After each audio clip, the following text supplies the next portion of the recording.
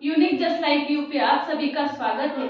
आज हम जानेंगे दीपावली के बारे में। हम दीपावली क्यों मनाते हैं। आप सभी ने रामायण तो देखी होगी। आप सभी को ये तो पता ही होगा कि श्री रामचंद्र जी को 14 वर्ष के लिए वनवास पर जाना पड़ा था।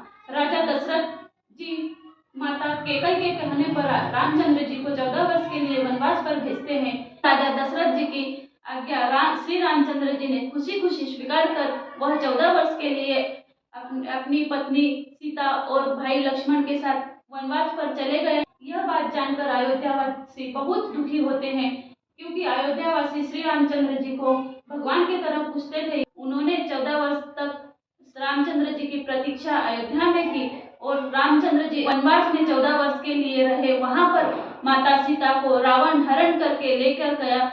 वहां पर युद्ध हुआ और श्री रामचंद्र जी माता सीता को लेकर 14 वर्ष के बाद अयोध्या जब वापस लौटे तो अयोध्यावासियों की खुशी का कोई ठिकाना न था। उन्होंने पूरी अयोध्या को दीपों से सजा दिया था, मिठाइयाँ बांटी गई थी।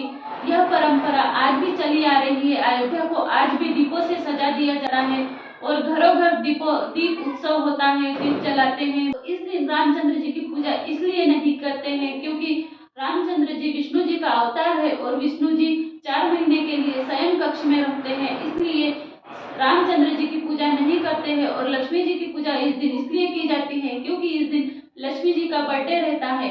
और साथ में गणेश जी की पूजा इसलिए की जाती है कि गणेश जी की माता जी से लक्ष्मी जी ने गणेश जी को गोद लिया था और गणेश जी की माता जी ने लक्ष्मी जी से कहा था कि आप एक जगह स्थिर नहीं रहती तो आप जहाँ पर भी जाएगी, जहाँ पर भी आप जाएंगे वहाँ मेरे पुत्र को साथ में लेकर जाना।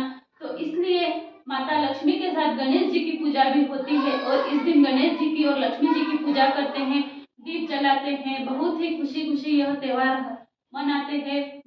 सारे नगर में दीप जलाते हैं, मिठाइयाँ बांटी जाती है।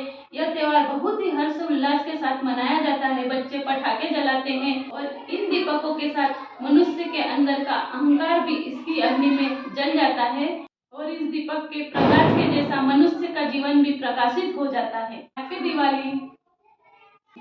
Thank you.